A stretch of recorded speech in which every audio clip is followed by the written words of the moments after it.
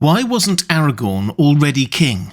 If he had such a clear claim to the throne of Gondor, why wasn't he already their ruler? Why hadn't he already claimed his kingdom? Or why hadn't his father, or his father? Hi everyone, this is Robert. Welcome to In Deep Geek. On this channel we cover the best in fantasy and science fiction, books and TV shows. The Lord of the Rings, A Song of Ice and Fire, The Witcher and more. Welcome. Watching the movies of The Lord of the Rings, or sometimes even reading the books, it seems a bit odd that so many people seem to recognise Aragorn as a rightful king, but he isn't king. The movies sort of suggest that this is down to Aragorn not wanting it, or perhaps Gondor not wanting him, which kind of works, but it doesn't explain how Aragorn's predecessors, the line of kings he comes from, also weren't king. They'd been rangers in the north for over a millennium, but seemingly never bothered to claim the southern kingdom, which had been ruled by the stewards for nearly as long. As you'd expect, the answer lies deep back in Middle-earth history, and as we'll see, Aragorn's claim is actually not quite as straightforward as it might at first seem. Way back at the end of the Second Age of Middle-earth, after the fall of Númenor, Elendil founded the Kingdom of Arnor in the north, and his sons Isildur and Anarion founded Gondor in the south and ruled it jointly. Elendil, as their father, was however named the High King over the two kingdoms. Then came the war with Sauron and the last alliance of elves and men, and both Elendil and Anarion, his second son, were killed. Isildur assumed the title of High King and King of Arnor, and left his nephew, that's Anarion's son, Meneldil, as King of Gondor. But then Isildur himself was killed before he even made it to Arnor, in the Gladden Fields, losing the One Ring in the river in the process. Isildur's son Valandil then took over the title of King of Arnor. Crucially, Valandil appears not to have claimed the title of High King over Gondor as well, leaving Gondor effectively as an independent kingdom. So Arnor in the north was ruled by the descendants of Isildur, and Gondor in the south was ruled by the descendants of Anarion. Both could therefore claim to come from the line of Elendil, but the rulers of the northern kingdom, as Isildur's heirs, could technically claim to be the High Kings of both Arnor and Gondor, as Elendil and Isildur had, but they didn't. They just stuck to being kings of Arnor in the north. And that's broadly how things stayed for the next couple of thousand years. There were some complications, of course.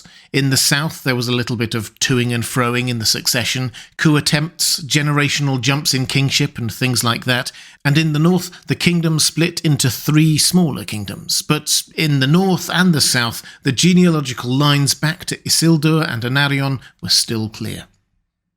The two lines, however, were joined once more when Androvich, who later became the last king in the north, married Firiel, the daughter and last remaining direct heir of the recently killed King of Gondor. Androvich claimed the ancient title of High King and therefore King of Gondor. He had a reasonable claim, and their children would obviously be able to trace their lineage on both sides, but Gondor decided to reject the claim, and instead made one of their own who had a rather more distant claim king instead. As the Council of Gondor said at the time, the crown and royalty of Gondor belongs solely to the heirs of Meneldil, son of Anarion, to whom Isildur relinquished this realm.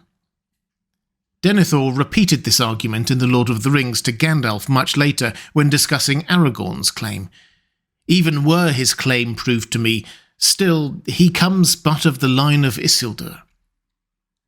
A couple of generations later, the line of Gondorian kings dried up completely and the stewards took over. In the north, the last remaining kingdom of Arnor fell, and Isildur's heirs were reduced to the rangers we know of. As Tolkien made clear in the appendices to The Lord of the Rings, over the centuries that followed, the ancient history that there had once been another line of kings who claimed the throne of Gondor was largely forgotten or completely unknown to most people.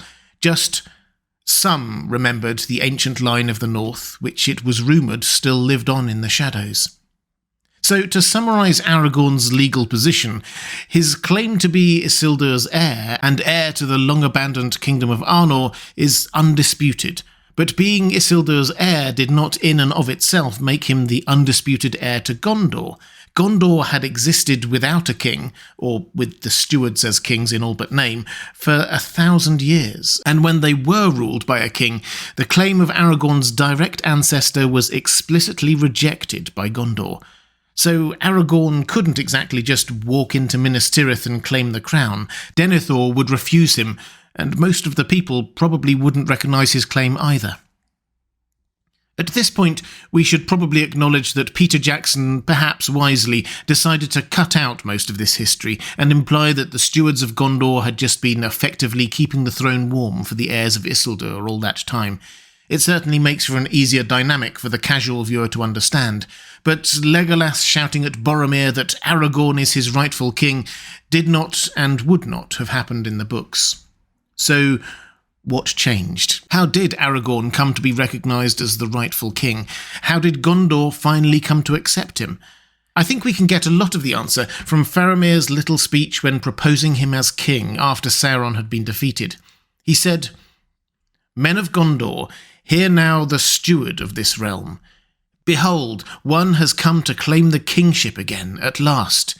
Here is Aragorn, son of Arathorn, chieftain of the Dunedain of Arnor, captain of the host of the west, bearer of the Star of the North, wielder of the sword reforged, victorious in battle, whose hands bring healing, the Elfstone, Elessar of the line of Valandil, Isildur's son, Elendil's son of Númenor. Shall he be king and enter into the city and dwell there?" And all the host and all the people cried, "Yea," with one voice. So, firstly, Faramir asserted his own authority as steward of Gondor. The stewards may have been ruling Gondor for a millennium, but they were technically just holding on to it until the rightful king claimed the throne. The fact that steward Faramir was proposing Aragorn as king after all that time was important. Without Faramir's backing, it might have been different. Then Faramir lists Aragorn's credentials, and it's quite a list. He is the heir to Arnor, so he's of kingly stock. He was the captain of the host of the West. In other words, he just led them all into battle against Sauron, triumphing in the Battle of the Pelennor Fields. The Star of the North was a jewel, a royal symbol of the Northern Kingdom. The sword reforged was Andúril, formerly Narsil, Elendil's sword, that Isildur had used to cut the ring from Sauron. His hands bringing healing is a reference to an old Gondorian legend that the hands of the king are the hands of a healer, and so shall the rightful king be known. Aragorn snuck into Minas Tirith and healed some people earlier in the story. The Elfstone is a legendary healing stone of the elves given to Aragorn by Galadriel, effectively as a wedding gift, foretelling his marriage to Arwen. And finally, Faramir calls Aragorn's heritage of Númenor, heralding back to the founding of Gondor in the first place by the Númenorians. There is more in that speech, and there are more evidences of Aragorn's kingship dotted throughout The Lord of the Rings. Just think of the dead men of Dunharrow for one random example, who followed Aragorn and fulfilled their oath to the rightful king of Gondor. But the point here is that Faramir proposes Aragorn as king not because he is technically the legal heir, because 1,000 years ago his forefather married the daughter of Gondor's king, or because 2,000 years before that Isildur's son technically never relinquished the title of High King of Arnor and Gondor. It's because he has led them to victory and fulfilled prophecy before their eyes, is of Númenor, that height and pinnacle of humanity, and because he is a good man. And crucially importantly, Aragorn became king because all the people wanted him to. All the people cried out their agreement with one voice, we're told. This wasn't just a long-forgotten heir claiming the throne on a genealogical technicality. This was the hero of the hour being made king by popular acclamation. Aragorn may well have been the rightful High King of Gondor, but that is not why he was made king. If you'd like to see more Lord of the Rings videos, please click on the link on the left of your screen. Or if you'd like to support this channel, thank you. There's a link to my Patreon page on the right of your screen. That's all for this time. Thanks for watching. I'll see you again soon.